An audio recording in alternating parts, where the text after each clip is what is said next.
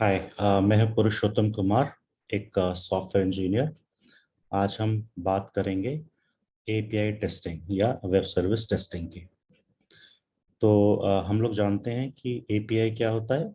Application programming interface, यानी कि अ, एक ऐसा इंटरफेस जिसको हम अपने प्रोग्राम से कॉल करते हैं और वो हमारी जो कॉल है वो आगे रिले करता है एक्चुअल सर्वर साइड कोड को। और वो हमको जो भी हमारी रिक्वेस्ट है उसके बदले में एक रिस्पॉन्स लाके देता है थ्रू एपीआई। तो हम भेजते हैं रिक्वेस्ट, मिलता है हमें रिस्पॉन्स। अभी इसके बीच में ये है कि हर एक बंदा, अगर अगर मान लीजिए आपका जो एपीआई है वो पब्लिकली अवेलेबल है, उसमें कोई मतलब कुछ लोगों के लिए ही सीमित नहीं है, वो जनरल पब्लिक के लिए अवेलेबल है, तो उसमें कोई ऑथेंटिकेशन या ऑथराइजेशन की जरूरत नहीं होती। वो जनरल पब्लिक के लिए अवेलेबल है, पब्लिकली अवेलेबल। लेकिन अगर ऐसा नहीं है और कुछ रिस्ट्रिक्शंस हम लगाना चाहते हैं कि भाई कोई भी हमारे एपीआई को रिक्वेस्ट भेजे, लेकिन उसको रिस्पांस तभी मिले जब हमारा सिस्टम चाहे। और जब हमारा सिस्टम कब चाहेगा?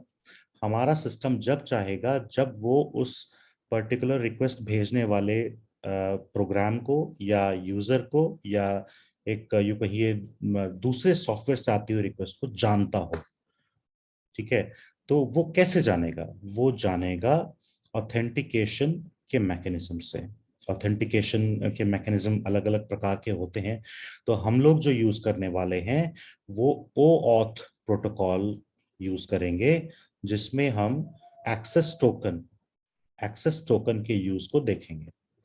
और अ, इसको देखने के लिए या इसको समझने के लिए हम एक सॉफ्टवेयर का यूज करेंगे जो कहलाता है पोस्टमैन। अब मैं एक स्क्रीन शेयर करके आपको दिखाता हूं।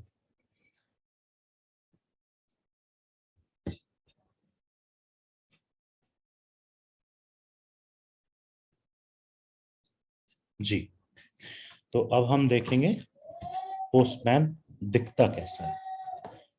पोस्टमैन ये ऑनलाइन पोस्टमैन है, यानी कि वेब वर्जन है। इसको इंस्टॉल नहीं किया है मैंने। अच्छा, अभी इसमें इसको थोड़ा सा नीचे ले आते हैं। राइट। अभी देखिए, ये पोस्टमैन है। इस पोस्टमैन में यहाँ पे ये कलेक्शंस हैं। कलेक्शंस मतलब आप अपनी रिक्वेस्ट बना सकते हैं मल्टीपल, जैसे मैंने ये बनाया हुआ, ये कलेक्शन है। इस एक एक कोई एक मान लीजिए एक प्रोजेक्ट है। इस प्रोजेक्ट के अंदर पहला जो मेरा रिक्वेस्ट है ये मेरा एक्सेस टोकन का रिक्वेस्ट है। उसके बाद ये मेरा कोई दूसरा रिक्वेस्ट है जिसको मैं यूज करूंगा, बट इसमें मैं अपने एक्सेस टोकन जो मुझे मिला है उसको भेजूंगा। ये सब देखने से पहले एक बार मैं बताना चाहता हूं कि एक्सेस टोकन होता क्या है। एक्सेस टोकन क्या होता है? जैसे ये एंड पॉइंट मतलब कि एक वेब एड्रेस जिसके थ्रू हम अपने जो हमारा जो सर्वर साइड कोड है जिससे हम रिस्पांस मांगना चाहते हैं, जिसको हम रिक्वेस्ट भेज रहे हैं, वो इस एंड पॉइंट पे एक्सपोज्ड है। हम सिर्फ इसको हिट करेंगे, लेकिन इसको हिट करने के साथ हमें कुछ इंफॉर्मेशन भेजनी होगी। और वो इंफॉर्मेशन क्या होगी? वो इंफॉर्मेशन ये एक्सपेक्ट करता है कि अगर आप ओ ऑथ 2.0 प्रोटोकॉल यूज कर रहे हैं तो आप इसको एक ऑथराइजेशन रिक्वेस्ट भेजेंगे। और ऑथराइजेशन रिक्वेस्ट भेजने के बाद with along with this information you will get an access token. ठीक है। तो अब मैं ये चीजें बता देता हूं इसमें है क्या। इसमें यहाँ कॉन्फ़िगरेशन जो है टोकन की वो ये है। हमें पहले यहाँ कुछ नाम डालना चाहे तो डाल सकते हैं, नहीं तो ना भी डालें, कोई ऐसी कोई जरूरत है भी नहीं। लेकिन ग्रांट टाइप अलग अलग तरह की होती है। इसमें जैसे ऑथराइजेशन कोड है, और जैसे पासवर्ड क्रेडेंशियल्स है या क्लाइंट क्रेडेंशियल्स है। ऑथेंटिकेशन कोड जो होता है वो हमारे एक्सेस टोकन को बोलते हैं। और पासवर्ड क्लाइंट क्रेडेंशियल्स होते हैं, जैसे हम यूजर नेम और पासवर्ड भेजते हैं अलोंग विद आवर रिक्वेस्ट, और जो क्लाइंट क्रेडेंशियल्स होते हैं वो हमको दिए जाते हैं उस उस कंपनी के या उस प्रोग्राम के द्वारा जिसको हम हिट करने वाले हैं, जिसको हम रिक्वेस्ट भेजने वाले हैं उसके द्वारा। तो वो हम हर अपनी रिक्वेस्ट के साथ भेजेंगे और हमें फिर रिस्पॉन्स मिलेगा। ठीक है, तो इनमें से मैंने सेलेक्ट किया हुआ है ऑथराइजेशन को। उसके बाद कॉल बैक यूआरएल क्या होता है? कॉल बैक यूआरएल होता है कि आप जहां से रिक्वेस्ट भेज रहे हैं, मान लीजिए आप यहाँ, ये पोस्टमैन है, इस पोस्टमैन से आप रिक्वेस्ट भेज रहे हैं यहां पर। ठीक है, तो यहां पे जब आप रिक्वेस्ट भेजेंगे, और क्योंकि अब ये रिक्वेस्ट होगी एक्सेस टोकन के लिए, तो जब हमको एक्सेस टोकन मिलेगा, वो एक्सेस टोकन लेने के बाद प्रोग्राम का कहाँ पे पड़ाव होगा, कहाँ पे वापस आएगा, वो आएगा इस यूआरएल पे। और ध्यान से देखिए कि ये जो यूआरएल है ये पोस्टमैन का ही कॉल बैक यूआरएल है। अगर आप ध्यान से देखिए तो ब्राउजर कॉल बैक है ओ ऑथ का, पोस्टमैन का, postman.io का। ठीक है, तो ये बेसिकली कॉल बैक यूआरएल वही होता है, जैसे आप एक बार जाएं किसी को रिक्वेस्ट दें, वो रिक्वेस्ट प्रोसेस हो, उसका जो रिस्पांस मिले, उस रिस्पांस को लेके मुझे वापस कहाँ आना है, उसको हम लोग कॉल बैक यूआरएल बोलते हैं। अब ये है एक ऑथ यूआरएल। ऑथ यूआरएल क्या होता है? ऑथ यूआरएल, ये जो यहाँ लिखा हुआ है ये ऑथ यूआरएल है। ये वो यूआरएल है जहां पे हमारा जो थर्ड पार्टी कोड है या थर्ड पार्टी प्रोग्राम है, वो यहाँ पे बैठ के इसको ऑथराइज करेगा, ऑथेंटिकेशन करेगा, उसके बाद ऑथराइज करेगा। ये एक्सेस टोकन यूआरएल कौन सा होता है? एक्सेस टोकन यूआरएल भी ऐसा ही होता है, बस उसमें यहाँ पे जो लास्ट का जो कीवर्ड है वो टोकन होता है। ठीक है, क्लाइंट आईडी, क्लाइंट आईडी और क्लाइंट सीक्रेट जो होते हैं वो दोनों हमको थर्ड पार्टी सर्वर या जो थर्ड पार्टी प्रोग्राम है उन, वो ही हमको ये प्रोवाइड कराता है। एक तरह से यूं समझ लो जैसे आप किसी को एक आईडी कार्ड दे देते हैं, और वो हर बार जब भी बंदा आपसे मिलने आता है तो आपको याद दिलाता है कि देखिए आपने मुझे आईडी कार्ड दिया था, और मैं वही बंदा हूं जिसको आपने ऑथराइज किया है यहाँ पर अंदर गेट के अंदर आने के लिए और अपना काम करके आप वापस जाने के लिए। ठीक है, तो ये दोनों चीजें हमें क्लाइंट या थर्ड पार्टी प्रोग्राम ही देता है। स्कोप अभी फिलहाल मेरे स्कोप से बाहर है। ठीक है, इसकी इतनी ही जरूरत है हमको। और जब हम क्या करते हैं, इस बटन को दबाते हैं गेट न्यू एक्सेस टोकन, इसको जब हम क्लिक करते हैं तो ये हमसे वो यूजर नेम और पासवर्ड पूछ रहा है जो हमको क्लाइंट ने ही दिया है। हमने यहाँ पे फिल किया, उसके बाद हमने ये साइन इन किया, और ये अब हमको मैसेज देने वाला है कि ये ऑथेंटिकेशन पूरा हो गया। अब हम इसको प्रोसीड करते हैं। ये चीज है, इसको बोलते हैं एक्सेस टोकन। ये एक्चुअल का एक्सेस टोकन है, और इस एक्चुअल के एक्सेस टोकन को आप यूज कर सकते हैं। आपने यूज किया। अब ये तो हो गया हमारा पहला स्टेप। ठीक है, हमने इसको सारा का सारा कॉपी किया। शिट,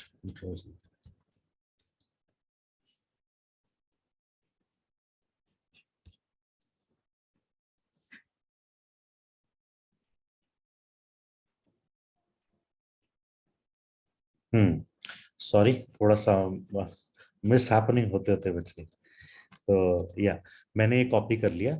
अब मैं जाता हूं कोई नई रिक्वेस्ट के लिए। ये जो रिक्वेस्ट है, सबसिक्वेंट जितनी भी रिक्वेस्ट होंगी उन सब के साथ जो अभी हमने एक्सेस टोकन हमने कैप्चर किया था उसके अंदर हम ये डालेंगे, और बस हम बटन प्रेस कर देंगे। तो ये देखिए, ये हमारा रिस्पॉन्स आ रहा है। अब थोड़ा एक बार देख लेते हैं कि है क्या। ये कुछ नहीं है, ये एक मेरा एपीआई का यूआरएल है, एंड पॉइंट यूआरएल। एक कोई मेथड कॉल होगा। इस मेथड कॉल में मैं ये पैरामीटर भेज रहा हूँ, साइज 100 और डेप्थ 0। ठीक है, इतना ध्यान दीजिए अभी। और उसके बाद मुझे यहाँ पे ऑथराइजेशन में मैंने सेलेक्ट किया है बियरर टोकन। बियरर टोकन का मतलब होता है कि मैं आपकी रिक्वेस्ट के एंड पॉइंट पे रिक्वेस्ट भेजते समय अपना जो मेरे को एक्सेस टोकन मिला था पिछली बार वो भेज रहा हूं यहाँ पे डाल के। ठीक है, उसके बाद मैं ये सेंड बटन दबाता हूं। अब होता क्या है, जब मैं सेंड बटन दबाता हूं तो इस एंड पॉइंट यूआरएल पे मेरा एक्सेस टोकन जाता है। उसके अलावा यहाँ पे अगर आप देखें तो मैं यहाँ सिर्फ एक ये चीज तो भेज रहा हूँ, ऑथराइजेशन।